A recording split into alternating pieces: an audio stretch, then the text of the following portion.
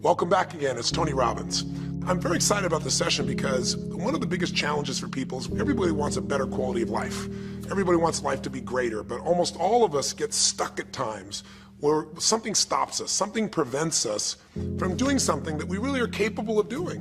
Whether it's turning around our body or shifting a relationship or turning around our finances or maybe just being happy and fulfilled at a different level, we get stuck with a belief of how we're not supposed to be, what we're not supposed to do, what people won't accept, what we're not capable of. Or maybe we get stuck in an emotional pattern of just being pissed off or frustrated or worried or sad or overwhelmed. Sometimes we get stuck, not so much in anything but some habits of doing things a certain way. And what a breakthrough simply is that moment in time where there's an opening. And the opening can come from a conversation, it can come from meeting somebody that inspires you, it can come from an insight, it can come from watching a movie and being moved emotionally at just that right moment. It usually comes because something kind of clicked inside of us. Something snapped us and made us look at life through a different filter in a different way. And it's a real breakthrough because you take that little insight, that little distinction, that little moment, or maybe that little or big emotion inside of you that says, no more, I'm going to change this. And suddenly you do something to make your life better. You break out of the impossibility of life has to be this way or life is controlling me, and you start to take back control of your life. You start to make the shift that creates the quality of life that you really deserve. Everybody experiences extreme stress at some point in their life. I don't care who we are. Something happens outside our control and it hits our life and it knocks us on our tail. It might be a health stress. It could be something with your family. It could be economic, career. It could be something emotional that happens, biochemical. There's so many things. It could be an environmental situation that had nothing to do with you. Every one of us in our lifetime are experiencing extreme stress. And these days, because of the economy and the way we respond to it, the majority of people are experiencing some form of extreme stress, at least according to polls. Stress doesn't come from the facts. Stress comes from the meaning that we give the facts. Yes, those things have happened. But the real question is, if we fight what's happened, we got a problem. We got to decide, what are we going to do with what's happened in our life? How are we going to take this? How are we going to mold this? How are we going to turn our life around? Because when you come up with a new meaning, you get a new life. So what are we going to do in this session? Well, in this session, we're going to take a look at something from a different perspective. We're going to ask you this question. What is the single force that controls the quality of your life? If there was one gift our Creator has given us, or the universe, whatever you believe, what is it? What is the one power that you have right now in this moment that can change everything? You have it, I have it, we all have it. It's this one singular individual power that can change anything in our life, regardless of what's happened to us. And I know you know the answer. The answer is the power of choice. The one thing we have in this world is we can't control the events, but we can choose what to focus on, we can choose what things mean, and we can choose what to do. Those three choices, those three decisions really control our life. It's not so much the conditions of our life that control our destiny as much as the decisions of our life. Try for a second to think about something. Think about your life. And just think about, are there a few decisions? If I were to ask you 2 decisions you've made in your life, that if you would have made a different decision, you would have had a totally different life. I mean, it may be, a life may have been better or may have been worse, I don't know, but you would have a different life. I'm not asking you to buy into the fact that you should have known the answers. I just want you to see the power of a decision. How is your life better today because of a decision you made years ago, not just negative ones? Think about it. Sometimes a little decision changes your whole life. Like you decide one day to go to a certain school, and you go to that school, or to go eat someplace, and you bump into the person that becomes the love of your life. Or you meet someone, and you decide as a result of that you're going to become a photographer or a software engineer or a business person or a doctor, a dentist, whatever. They impacted you, but you made the decision, that's what I really want. That's what my life's going to be about. And that decision has affected so much of your life. What you do, how you live your life, how you spend your time, what you earn or don't earn, who you attract into your life. Beliefs you have all come from some of these little decisions. What you decide to eat from your dinner plate each night certainly determines your physical destiny, right? We all know that, at least to a certain extent. I know there's a certain amount that's genetics, but I'm talking about the stuff you and I can control. So decisions equal destiny. It's not our conditions, It's our decisions. So if we want a new life, if we want a new experience, we've got to make new choices. If you don't like the way your career is or your business is, change it. If you don't like your body, change it. You don't like your relationship, change you first, because if you change it, you'll bring you to the next one. Maybe it's time to change it too, but change yourself first. If you want to change anything in your life, you have the choice. So there is no right or wrong. I just want to make you aware in this breakthrough session that everything in our life changes the moment we make a decision. And I mean a real decision. A decision is when you cut off any other possibility and you commit to something with everything you've got and you take action. But the big decisions start with little decisions like, what am I going to focus on? Because whatever you focus on, you're going to feel. If you focus on all the things that have been done to you in your life, of course you're going to feel like hell. If you focus on all the amazing coincidences that have happened, things that maybe they were guided, maybe not, but things happen, and because of that, you met this person that's your best friend, your husband, your wife, or because of that, you have this ability, or because you were there that day, God, you missed an accident. I don't know what it is, but whatever you focus on, you're going to feel. If you focus on people don't care, and you'll look for reasons why they don't care, and evidence they don't care, you'll find it everywhere. If you look for evidence that people are really good people inside, that at some level we all care about each other, you'll find it. Seek and you shall find. The secret is, have you become conscious about your decision making? Because this breakthrough session is, really, you want to change your life, make new choices. New life comes from new choices, but you got to make conscious choices. The people in this particular television special, Melissa and her husband, they really found themselves in a place where they were both making decisions, Melissa and Rick, that were unconscious. When you make decisions about what to focus on and what things mean and what to do, and you're unconscious, you get pretty terrible results usually. Now, we've all done this. I do it still. We all do. But if you want to change your results, you got to become more conscious in your decision making. So think about it. What you focus on, you will feel, whether it's true or not. You focus on how people don't care, you're going to feel they don't care. Second decision you make is, what do things mean? So you focus on something someone does, and you come up with a meaning, and the meaning is, no one loves me. The meaning is, they're trying to take advantage of me. Depending on what meaning you come up with, and you get to choose the meaning of anything. For some people, they say, this situation happened with the economy, and what that means is, I'm going broke. Somebody else said, the situation happened with the economy, guess what? That means I'm gonna work harder, I'm gonna be more creative, it changed everything. Everybody else is gonna quit, so we're gonna dominate the marketplace. For people to do it. Is this the end right now, or is it the beginning? See, whether it's the end or beginning is your choice. You get to decide, because once you make up a meaning, it's true. If you think that this is the end of a relationship, are you going to treat people the same way as if you think it's the beginning of a relationship? No way. In fact, I tell people, if you want to have a great relationship, think about this. Treat people like you did in the beginning of the relationship, and there won't be an end. In the beginning of the relationship, when somebody says to you, would you take out the trash? What do you say? Of course, take out the trash. You're happy to do anything, right? But after about 6 months or 6 years, you go take them out the trash. You go, what do you mean? What, I look like your janitor? Take out your own trash. The meaning we give things is very different, and so we feel different, and our life is different. In the beginning, you'll do anything for someone. Now you make up a new meaning. Why should I have to do that for them? Little choices, like what to believe about yourself, what to believe about other people, whether this is the end or the beginning, start to affect your whole life. And the third decision we make, we decide what to focus on, most of us unconsciously. We decide what things mean, and the third thing we decide is, what are we going to do? We decide to quit because it's overwhelming. We decide to get strong and focus. We decide we're going to turn it around. We decide to wait and see. Ultimately, your destiny is determined by what you do. So, for example, what do you do if somebody comes to you one day and says, you have a tumor? Again, I've had that experience. I use that as a reference point because I've had a lot of intense experiences in my life, but that was one of the more intense ones for sure. I've had many, but that was very intense. You know, first, what do you focus on? Do you focus on it's over? Do you focus on why me? Do you give it a meaning that says, I'm gonna die? What do? Do you just go through traditional therapeutic approach? Do you put yourself in the hands of someone else? Do you evaluate this? Do you get a second or third opinion?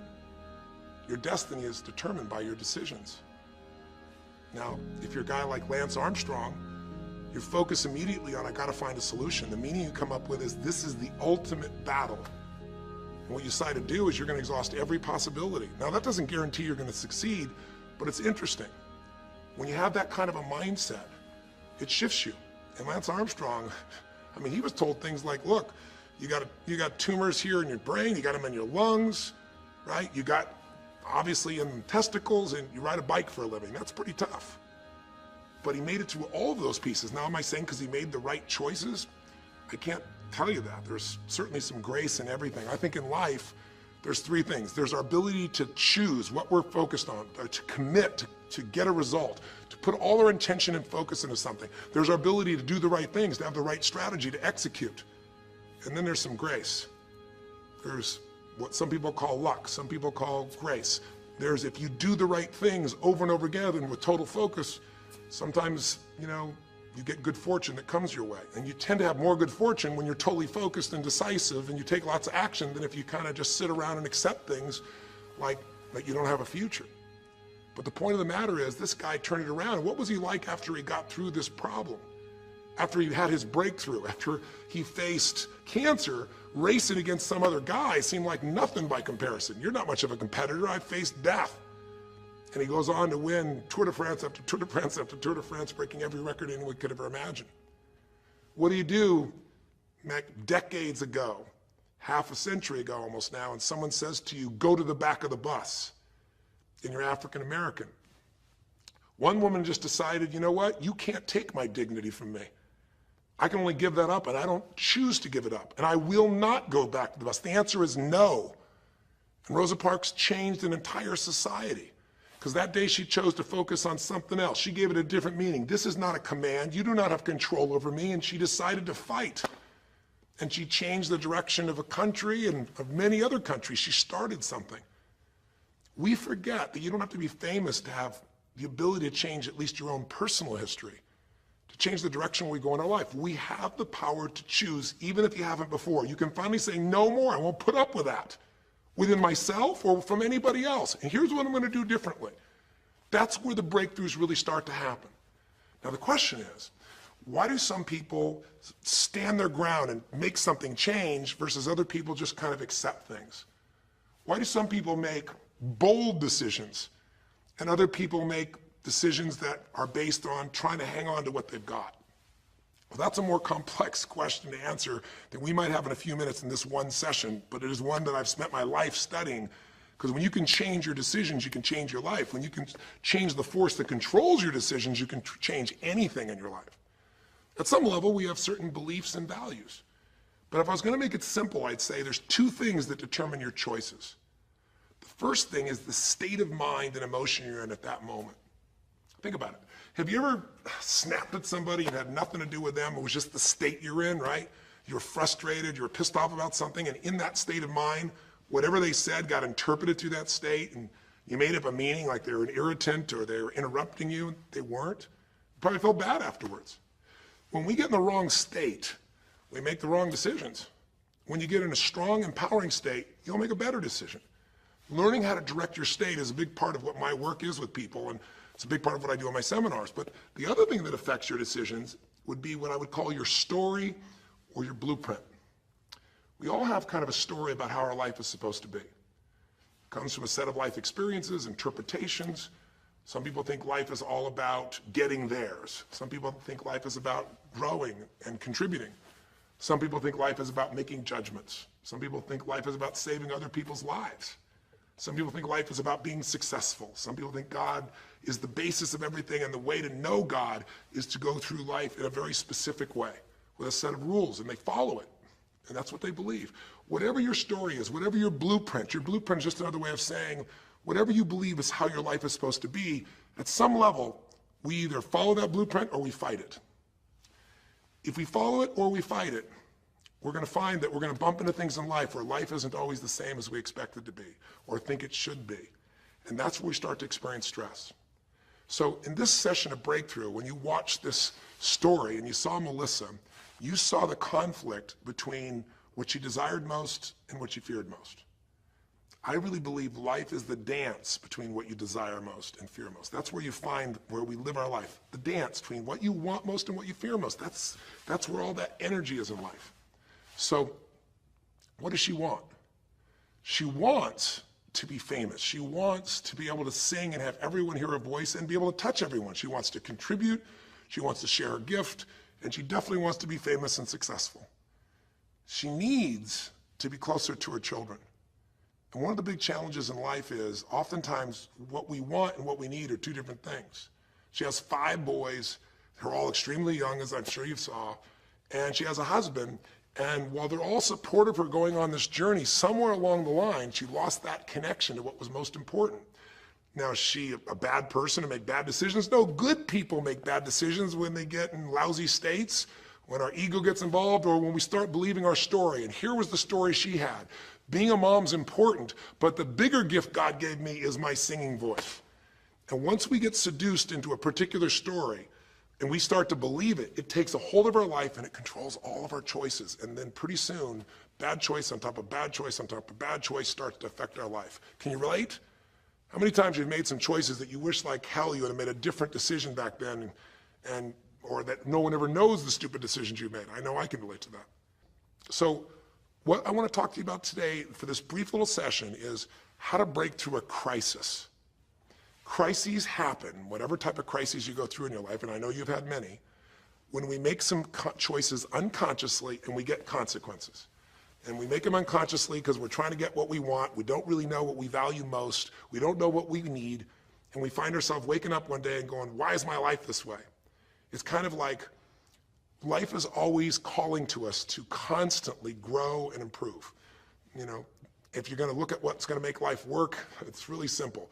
What makes people happy is progress. We're happy when we're progressing. If you're overweight, but you leave today and you say, you know what, this breakthrough thing, what I got out of today for me more than anything else is, I've been stuck waiting for some magical diet, some magical exercise plan, some magical time in the future when we have more time. There is no more time. I don't need to wait for that. I'm just going to make a decision today to get started. I don't need to go out there and go interview 20 trainers and get online. I don't need somebody to give me a perfect plan. I need just to pick up my shoes and start walking. I need to just get somebody behind me who just goes, run! I don't need to wait for perfection. I'm going to do something right now. I choose to get fit. I choose to walk. I choose to run. I choose to go join a club. I'm doing it now. A breakthrough happens the moment you make a new choice. And you don't have to wait. You can just get yourself in a new state. Maybe this tape will get you doing. Or you just have to have a new thought that says, you know what? I made choices in the past. I'm overweight because I chose to eat this and this. I'm not going to eat it anymore. I'm changing now. You can change your whole life real fast with just a few choices. But if you don't make the right choices, eventually you're going to face a crisis. Crisis is when you made so many poor choices that sooner or later life shows up, and instead of asking gently for you to change and improve, to grow, to make progress, to be happy, life, when it's a crisis, now demands change. It isn't asking anymore.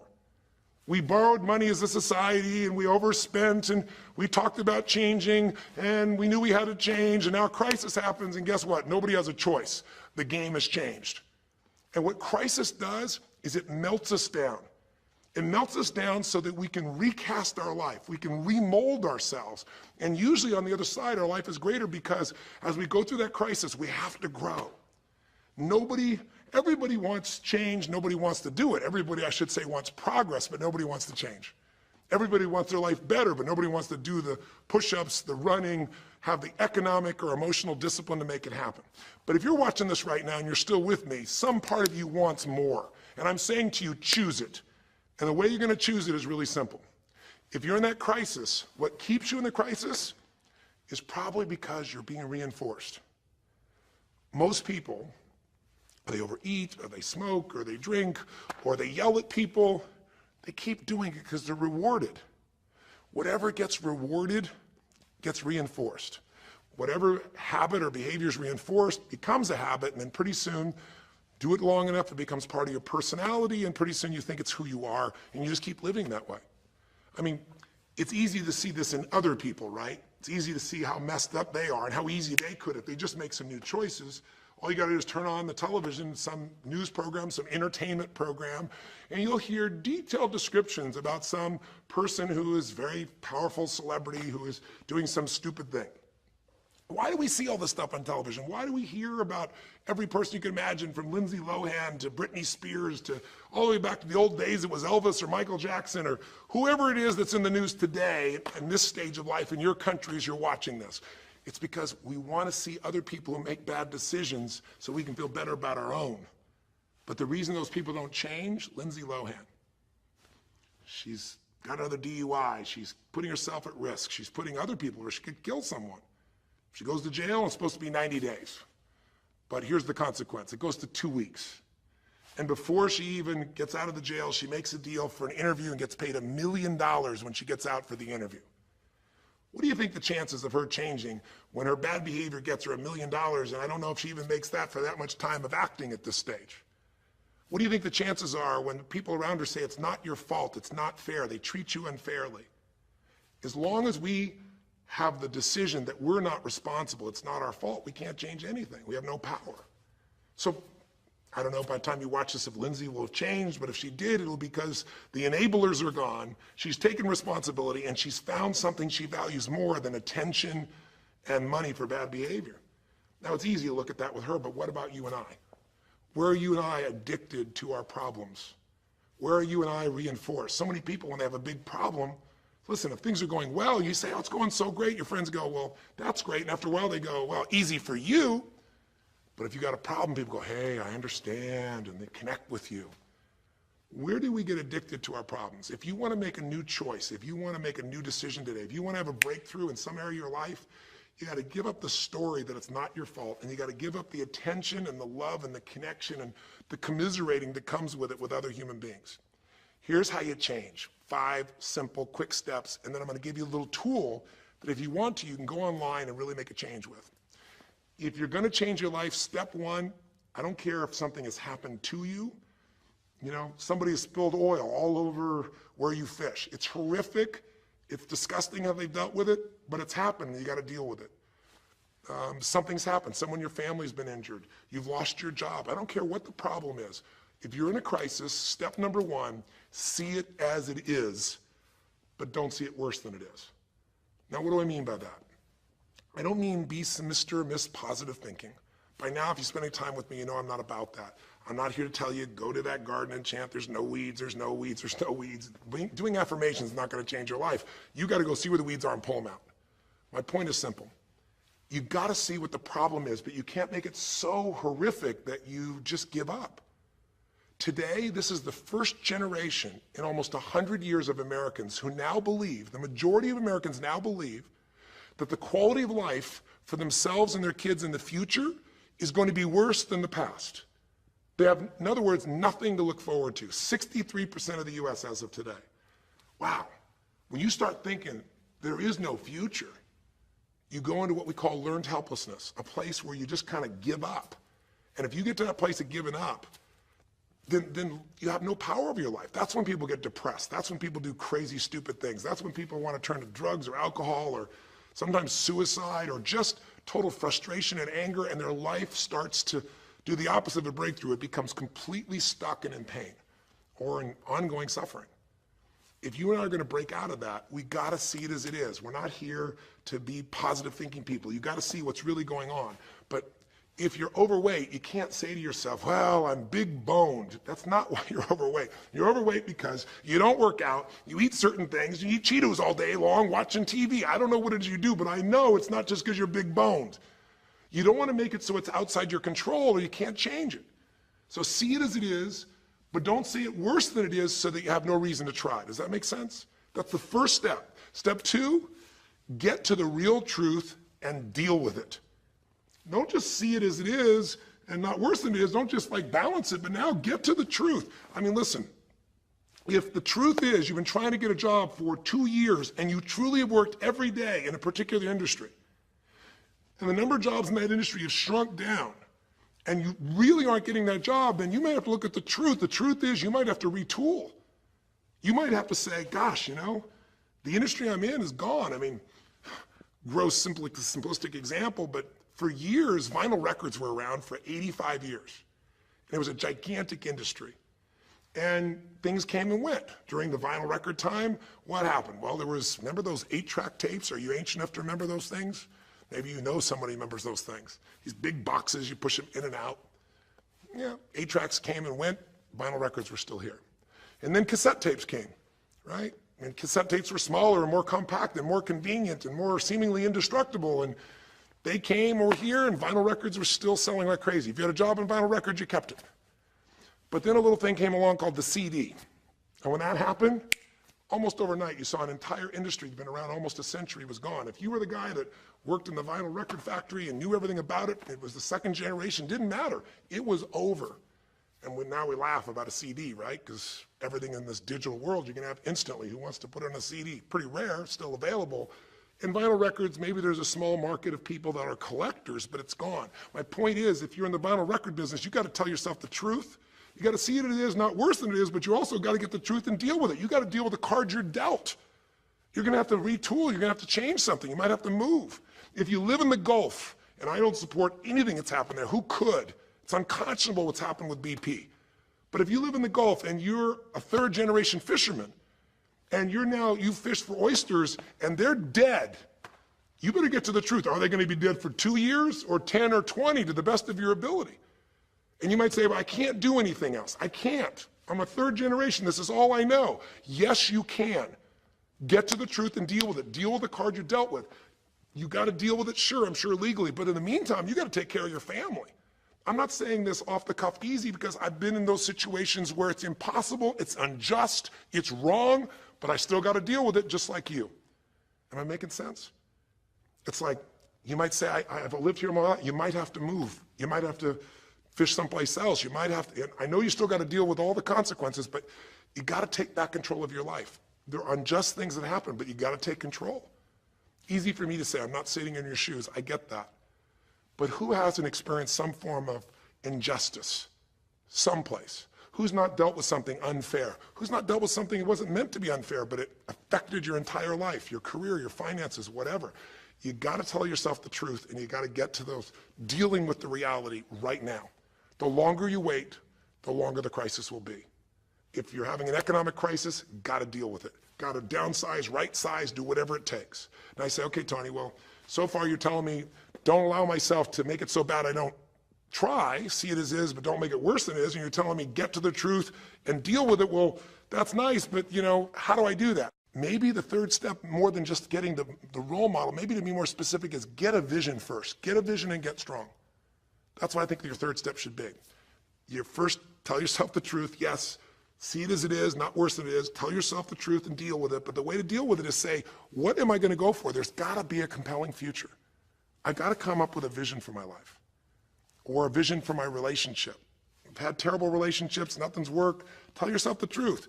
I've made poor choices, or I've told myself stories and gave myself excuses, or I've not had the courage, whatever it is. Get to the truth, and then get yourself a vision for what you do want. Because you have to have something you're going to move towards. Does that make sense?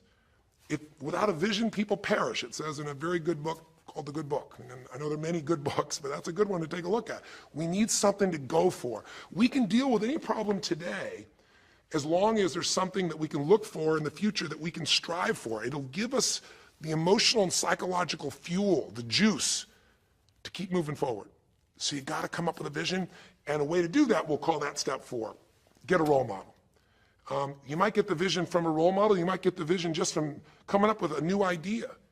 But in order to figure out how to go from where you are to where you want to be, to close the gap from where you are to where you want to be, it's best to learn by other people's experience whenever you can. So get a role model, get their strategy, and go to work. Get into action. So I'll give you an example.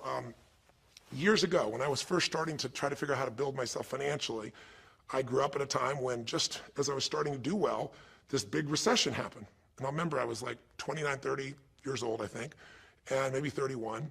And I was doing okay. And then all of a sudden, there were all these business challenges because we went through this severe recession back in those days. And I remember at the time, everybody was downsizing and freaking out. And I thought, you know what? I don't want to just settle for this. I want to find a way to do well. Who's done well in really tough times? And so I started doing my homework. And in those days, you didn't go out and use the internet the way you do today. You couldn't access all that information. We actually went to libraries and did research in traditional ways. I'm ancient enough to remember those days. And I started hearing about this man named Sir John Templeton. Very famous man. He's a man who became a multi-billionaire as an investor. He started with nothing. But what was interesting is when I started to find out about his story, because here's a guy that when he's a young man, he's called Sir John Templeton now. He was actually an American originally. And he wasn't Sir. He came from a very poor family. And he just decided that in his life, He wanted to not only do well financially, he wanted to do so well he could help other people at any level that he wanted. And today, by the way, he's passed, but before he did, he created the Templeton Fund, and he also created a fund that now delivers money, gives money each year at the Templeton Prize to people that do good spiritual works, and it's larger than the Nobel Prize, and it continues to go on. But the guy started with nothing, and here's how he did it. Listen to me now. The reason I look for him as a role model is because he made all his money in the worst of times. He made all his money when people were going through the equivalent of the deepest recession or depression possible. His whole belief was, and this is different than almost anybody else you see around you, was pessimism was the secret to success. That what he wanted to do was make money when people were most pessimistic. Because when people are optimistic, they want you to pay for their house a huge sum of money. But as they start getting more and more pessimistic, where pretty soon they think they can never, the house is the worst thing to have, they'll virtually give you the house. They'll virtually give you the business. And so he made all his money starting in World War II. When the war broke out, when Hitler invaded over in Europe, he took all the money he had and borrowed a total money of $10,000, a total amount. He bought with $10,000 every stock on the New York Stock Exchange that was $1 or less that he thought might be useful, including some companies that looked like they're going to be bankrupt. But he did it when people were the most pessimistic. Because if you recall, it looked like Hitler was going to take over. It didn't look like we were all going to be the winners. It looked like Hitler was going to dominate. And when people were that scared, they would give up anything they had just to get a little bit back. And so he bought all the stock that eventually made him a multi-billionaire. He became a billionaire because after things changed, after the war, just 5 years later, and the economy started to surge, everything changed for him.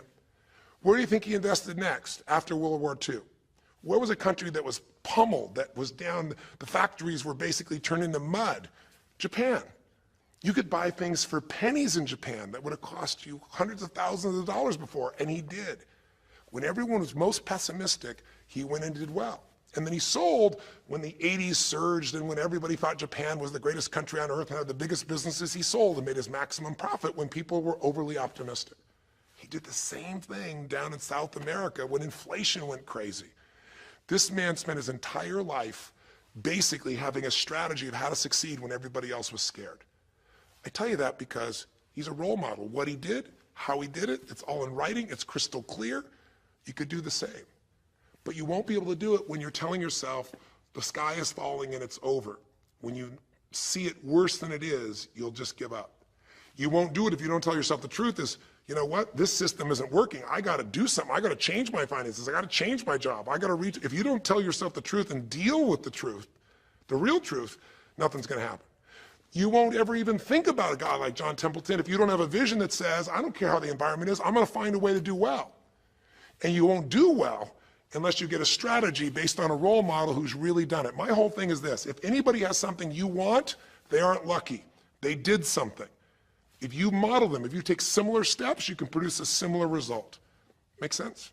And then finally, the fifth step, look, if you're in a situation where you see it as is, but not worse than it is, if you've told yourself the truth and you dealt the cards you're dealt with and just decided you're going to change it and you're willing to do what's necessary, if you put yourself in a place where you got a new vision and you gotten yourself strong, if you got a role model and you got some strategy and you got yourself into action, step 5 is give much more than you expect to receive. Simple as that sounds, if you find a way to meet people's needs in business, in an intimate relationship, meeting your kids' needs, anybody's needs, the whole game changes.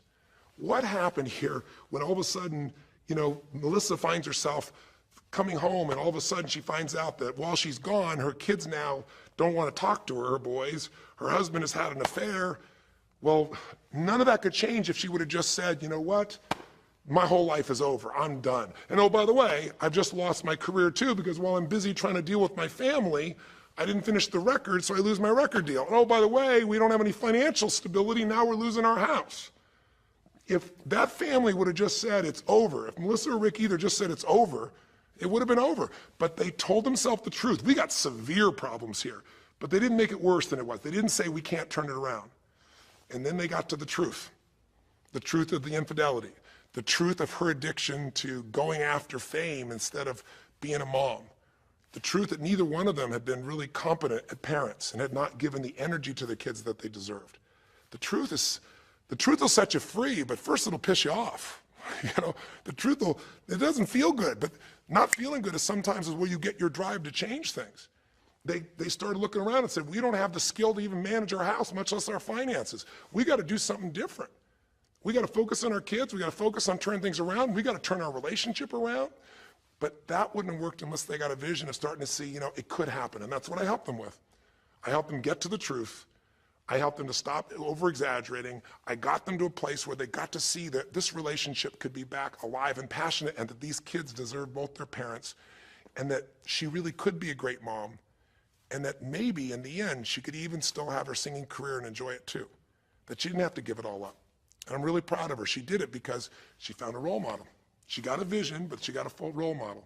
And the man that she works with today is a man that's sold, I think now 5 million or 10 million records. And most people outside the country business don't know his name. He's her mentor now. He's made music with, Willie Nelson, with just about anybody you can imagine in the business. And he's done it for all these years, but he's never left the central part of Texas because that's where his family is. And Melissa's had offers to go to Sony Red. She walked away because they said, you're gonna have to do these things without your family. She found out what was most important, and she made the decisions that met her needs to be a great mom. When you fight life and go, I should be a singer and not a mom, and you got 5 kids, you got a problem. When you fight life and say, the economy should be different, you're gonna be stressed. Deal with what is, without exaggeration, with total honesty, dealing with the cards, coming up with a vision, finding yourself a role model that shows your strategy, work your tail off, give, keep changing your approach, and you can get where you wanna go. Make sense? Now, that might sound like a lot. So to get you started, here's what I'd like you to do for this session. Start out, if you want, by taking a big crisis or problem you have and going through these steps, saying, okay, what's really true? And let me stop the exaggeration. Let me not make it worse than it is. Just let's define what's true. Let's stop the story. Just here's what it is. We got this much financial challenge. We got this physical challenge, whatever it is. And then you go to step 2. All right, let's find out the truth. Let's get the details. Let's get the details and figure out what we're gonna do. And then here's where we're gonna go. This is where we're gonna eventually get to. It might take us longer to get where we wanna go, but we're gonna get here. Who's done it that we can model, that we can follow the steps in? Who can coach us? And let's just work our tail off and change every day. But to give you a quick jump, sometimes when you're in the middle of crisis or crises, multiple crises, lots of things going on simultaneously, it feels a bit overwhelming. So, and you might not know a role model. You might say, Tony, I don't know who. Well, not hard on the internet these days to find role models, or come to an event. I can promise you we can show you plenty of role models. This is what I do for a living. But what you can do right away is you can model yourself. Think about it. Almost everyone alive has been through more than one tough time, crisis or multi-crises, where you're having a problem financially and you're having a problem with your family and you're having a health problem all simultaneously. Those are the intense ones, right? But if you're standing still today, most of us have found a way to get through it. And if you don't, you know someone who went through a tough time, a grandmother, an aunt, an uncle, somebody. The greatest way to make that change happen, when you break out of break through, you break out of a problem, you break out of a crisis, is model yourself. So we have 5 questions when you click on this link. And you can do it by video, so you can see yourself, and you can share it with other people, or you can type in the answer. I'll tell you in advance what they are, and then when I'm done here, I want you to do it right away if you would. The first question is, what's been one of the toughest times in your life? What's been one of the toughest times of your life that you did get through? Maybe it was a financial situation. Maybe it was a career situation. Again, maybe it was an intimate relationship where you were crushed. You thought you could never make it through all the pain you went through there. Maybe it was a physical challenge, a health challenge. Maybe it was a lack of confidence or ability. I don't know what it was, but what was a just incredibly tough time that you did make it through? And you're just gonna jot it down. Or you can do it in the video and just tell us, because you're not only gonna get this answer, but we're gonna create a community of people who will be role models, people that have been through hell and back, saying, here's where I was, here's what I got through, here's what shifted my life, here's what you can do. And we're creating this community as our gift to you, so that this isn't just a discussion that's one way. I want to do is start a conversation with you where we can help each other. So that first question is, what's a crisis? What's a challenge? What's a tough situation you eventually made through, but it really was difficult for you? Second question, you go back and you think about that situation. What pulled you through? What pulled you through that situation? What did you learn? What distinction? Or did you get a strategy? Or was it a belief? Or did you meet someone who helped you? Or was it just somehow you clicked into your faith and you kicked yourself into gear? What pulled you through those tough times? Was it a person? Was it a place? Was it an idea? Was it a distinction? Was it a belief? What was it? Share it with us. Type it down or tell us from your heart what it really was. Third question is just real quick. It's just for contrast. And the third question is, what was your life like before the crisis? Like right before all hell broke loose?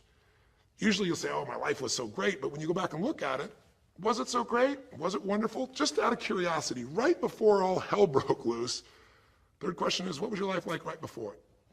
And then the fourth question, what'd you do? What did you do to go from where you were to where you are today? What did you do to get over that situation? What did you do to get through that situation? What did you do to turn it around? What action did you take? Who did you go learn from? What skill did you go get? What did you physically do? Kind of give us the description of what you did, because we all want to know, because you can provide us a pathway. You may have been through a crisis that someone else is going through right now, and they could learn from you. They could learn the shortcut. And finally, the fifth question, maybe the most important one besides what pulled you through, and the fifth one is, how is your life actually better today because you went through this crisis? Whatever the crisis was. How are you stronger? Or are you more compassionate because you felt that suffering? You don't want anybody else to feel it. Or are you more hopeful because you know you made it through that so you can make it through other things? Or are you in a situation where you've got a skill today that you didn't have and wouldn't have had if it wasn't for that situation that made you have to grow? Or are you just happier today because you have a contrast of what life could be like, and so now you appreciate the simple moments? How are you better mentally, emotionally, physically, financially, or spiritually today because you went through the crisis? Even though you wouldn't want to go through it again, you don't want anybody else to go through it, how did it actually serve you in the end? I think if you answer these 5 questions, you don't need to remember them. I said them to kind of trigger you thinking. All you do is type in the answer, or you take the instructions and click on the video and go, okay, toughest time in my life? There have been so many, but I'd say when I went through this divorce, or I'd say when I was told I had this tumor, or I'd say when they told me this company was going to go bankrupt, or whatever it was. Second question, what pulled me through? God, I don't know. I guess a combination of things. One was this belief that somehow everything in life happens for a reason and a purpose. And even though I hate this, something must be calling me to grow. Or I'll tell you what it was. It was a friend that sat me down and said, man, you're going through hell. But when you're in the middle of hell, when you're pushing through hell, just keep pushing. Just keep going through it, man. I've been there. And he gave me this plan, or he gave me this strategy, or he told me, you know, this problem won't last forever. Trust me, I know it feels like it's the end of the world, but 10 years from now, you and I will be sitting here, and you'll be here with your children, and you'll be here with your wife, and we'll be talking about those tough days, and we'll actually smile and laugh about them and be so proud we made it through it together. Or you might say, what got me through it was prayer, or my faith in God, or what got me through it was just massive action. You know, what pulled you through? Just tell us. We all want to hear, we all need to know. And there's lots of ways to get through hell, isn't there? There's lots of ways to get through a crisis. There's so many ways. That's what I want people to get. So when you're done with this on the website, you will give in something, because a community is not just a place you go get stuff, right? It's a place you give. And the more, you know, authentic you can be and honest from your heart, the more other people will see and be touched. You know, what was it like before? Oh my God, I was on top of the mountain. You know, what did you do? Here's what I did. You know, I told myself the truth. I went and got this new education. I went and started talking to people each day. Whatever you did. How's your life better today? There's a phrase, you know, be humble or be humbled. You know, I have a different level of humility because I know, you know, that as good as I may think I may be, that situation reminded me that life is not just about me, it's about we. Or, gosh, because of that, I love my wife so much because we made it through that situation together. Or because of that, man, I'm so much stronger financially. I'm on top of things. I don't let anybody spend. Whatever it is, tell us how your life's better. Okay? I don't know how long the session was. Again, there's no script here, baby. I just want to work with you heart to heart to say one thing. If you want to break through, you have to make new decisions. New choices create a new life. The only thing stopping you is some limiting belief, some belief about how life should be different or you should be different. Deal with life the way it is. Tell yourself the absolute truth. Don't make it worse than it is. Tell yourself the truth. Deal with it. Get a vision. Get strong. Get a strategy. Get a role model with a strategy and get into action, and then put your focus on taking action every day. Giving, giving, giving. Change your approach. You will get there. Go to the Power of Crisis right now. Click in. Give us your message and the answers to 5 and look at other people. You'll find people have been through things you can't imagine. A woman talking about how one day she was home and a man came in, and to try and save her children from being hurt, she had to let him rape her right in front of her kids. And when her husband found out, he came home, he was so upset he left her.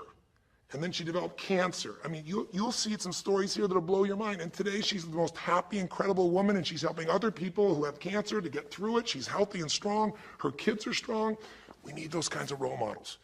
So whether your story is little or big, there is no little or big. We all need a pathway of power, and this will be a gift to yourself because it will activate your resources, and it'll be a gift to other people as well. So that's our session. The power of decision, the power of choice, how to face a crisis and turn around. It may not sound like rocket science. It's not. It's just called the truth. And the truth will set you free, as they say. So live strong and live with passion.